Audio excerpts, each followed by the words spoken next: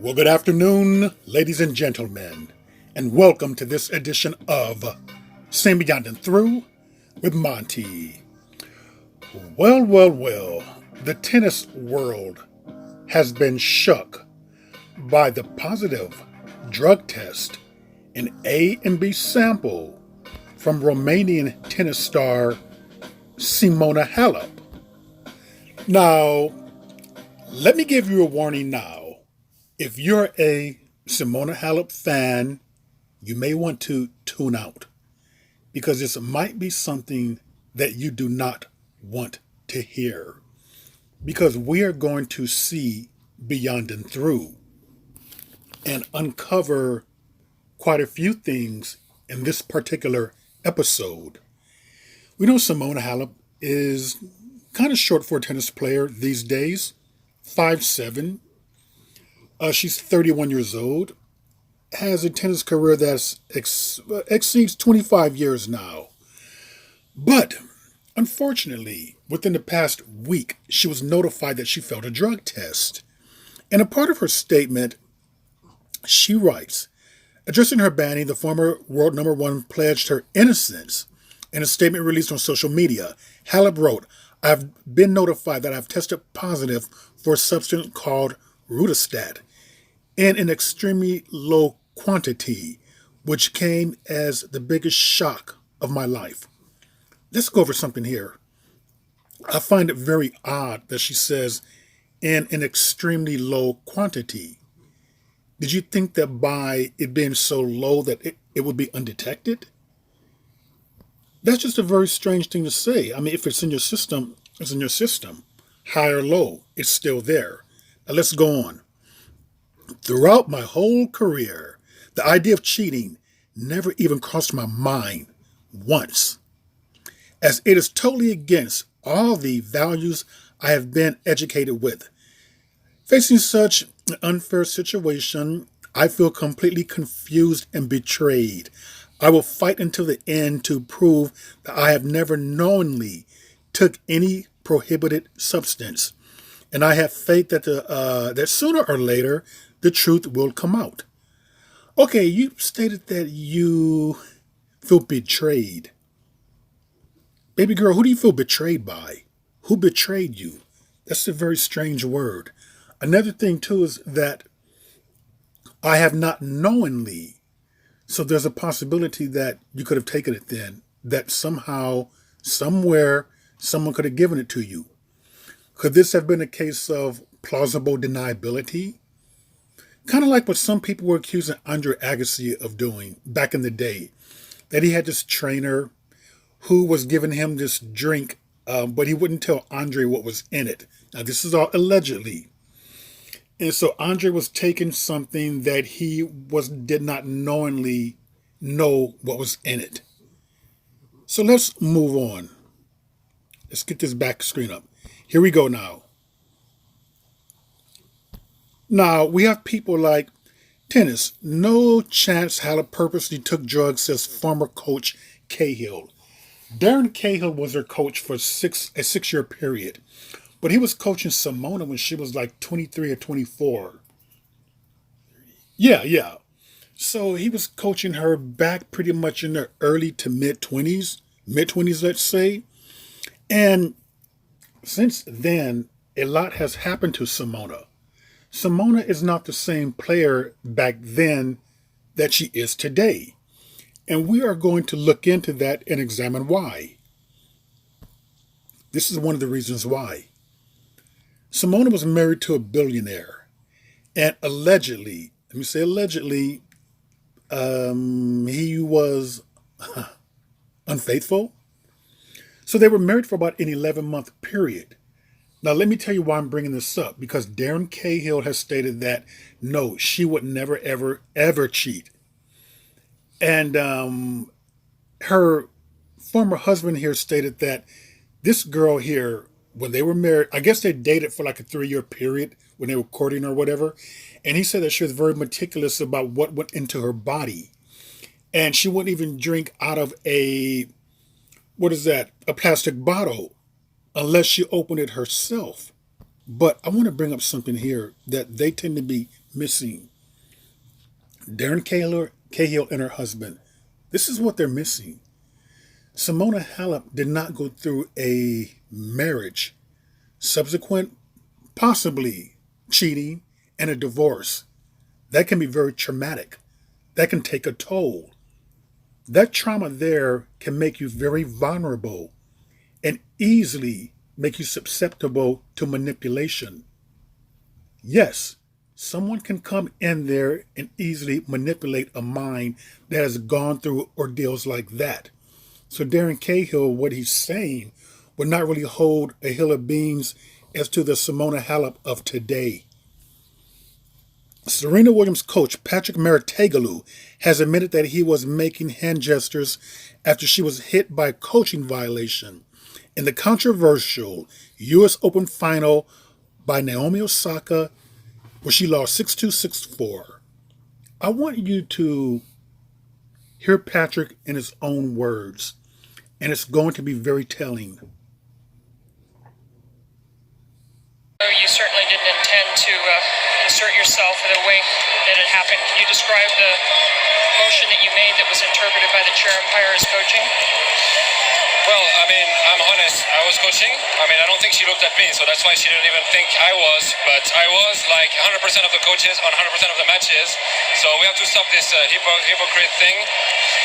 Sasha was coaching every point too. It just, I mean, and it's strange because this chair umpire was the chair umpire of most of the finals of Rafa, and Tony's coaching every single point, and he never gave a warning, so I don't really get it. Do you think Serena understood the rule that a coaching violation counted as the code of conduct? Therefore, when she broke her racket, she had the point taken away. Do you think she understood that? I don't think so, but I mean, she's in her match. She shouldn't have to think about that, and she should have be able to express her emotions. There are positive emotions, negative emotions. She's human. I mean, those two rules are killing tennis. I always said it, not tonight. I've always said not to allow the players to express their feelings is stupid. I mean, it's not a big deal breaking a racket, I think. I have a question. Have you ever been called a coaching violation before? Not once in my life. Not once, no, to be honest, not once in my life. And you can check the records, you'll see. So it's strange to happen in a Grand Slam final. What are you going to have to say to Serena after such... Literally just heard that too, when they prepped me to come in. And I just texted Patrick, like, what is he talking about? Because we don't have signals. We've never discussed signals. I don't even call for on-court coaching. So I'm trying to figure out why he would say that. I don't understand. I mean, maybe he said you can do it, but I was on the far other end, so I'm not sure. I want to clarify myself what he's talking about. I had to give you the coach. Excuse me? The umpire had to give you the... They said, come on. Okay, so you're dealing with the coach there who admitted that he was cheating, but Serena, he says, that did not see him. And I can believe that. I think she did have her hand down. But did you notice something that was very telling that he said? He says that everyone else does it. He, pretty much rattled off some names. Rafa's coach, Naomi Osaka's coach at that particular time. He says that everyone does it. So could we possibly be dealing with someone with the mentality, well, everyone else does this Radistat in low quantities? Why not you go ahead and do it? If everyone else is doing it, then guess what? It's not cheating. Okay, and listen to this right here. You do this to make money. Former doctor of Romanian national team accuses Serena Williams' ex-coach, Patrick Maritagalou, of doping. Now, they're inside sayings, words, knowledge that goes on within the upper echelon of tennis. So I'm wondering, now I just posted this. Does he know something that the general public does not know? It is easy to be manipulated and controlled by people good at it. Pam Shriver's cryptic message in light of Samona Halep's doping scandal. Once again, former pro Pam Shriver, former #1 doubles partner. Do they know something that the general public does not know? They probably do. And, people, all of these people coming to Samona Halep's defense. Again, I'm going to reiterate. They're coming to her defense before she went through a lot of turmoil, possible cheating, injuries, a marriage, and a divorce. She's not going to be the same person mentally that she was before that. Most people are not. Therefore, it opens the door for your mind to be tampered with, to manipulate it, to be coerced. No, it's not that far-fetched. So I just think that people need to be kind of cognizant of that. And maybe people don't realize that Samona Halep, two different time frames: pre-trauma, post-trauma. Easily manipulable.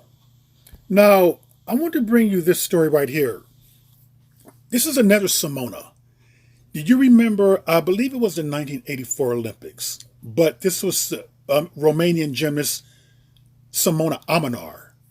And do you recall the doping scandals that she was caught up in? It wasn't so much as her, though, but her smaller teammate here in the middle, Andrea Radicon, won the all-around title. But that particular night before, they took a Sudafed. Samona Amenar, as you see, is bigger. Andrea Radicon is smaller. It showed up in Andrea Radicon, which resulted in her being stripped of her all-around Olympic gold medal. And it was given to Samona Amenar, who took the same drug. So could it have been that because Samona Halep is smaller, hence she stayed at a low dosage, that maybe someone thought that it would not show up?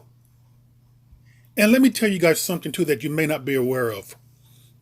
Contrary to what you say about doping or think about doping, it kind of is allowed.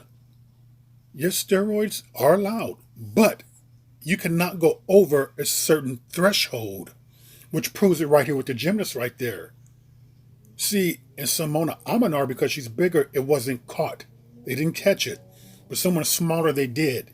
Because her body is so much smaller than her other female companion who's bigger. So there's certain things that, yes, you can take. You can take. It just cannot go over a certain threshold. So it seems like to me that Samona Halep was given some bad advice. And she was kind of talked into something that she would not normally do.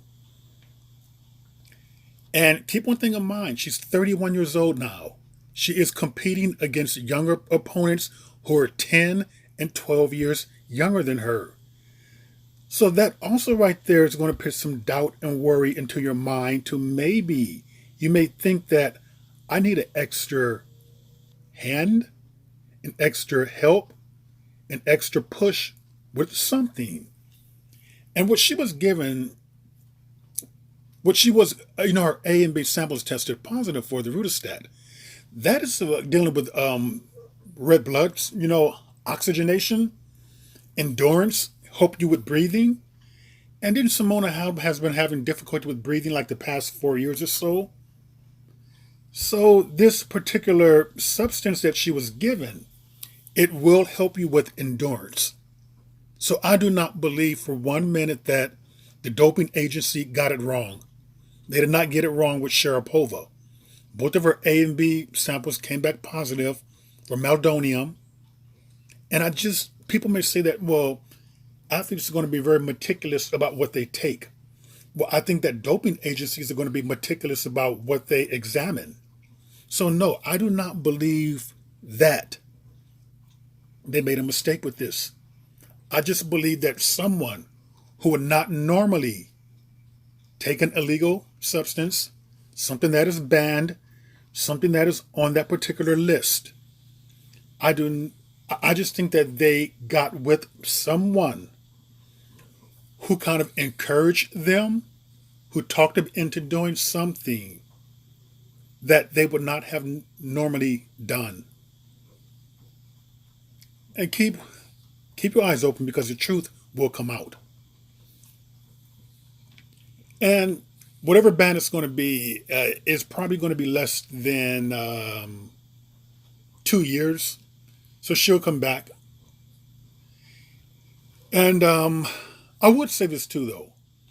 In terms of like tennis and careers and things like that, people worrying, yeah, worry can put you into a desperate state because not everyone's going to have the type of career that Serena Williams had, where she was able to win Grand Slams all throughout her 30s, where she won most of them.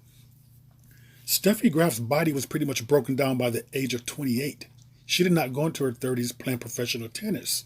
I believe that Lindsay Davenport had a shorter life. Chris Evert also had a shorter life. Martina Navratilova actually had a longer span, where she was able to play into her early 30s. So some people may feel like the clock is ticking, is running out, desperation seeps in. You have someone, a coach, advisor, friends, whoever, telling you that everyone else is doing it. You might as well go ahead and do it too. It's not really cheating. Take it in a low quantity, you will not get caught.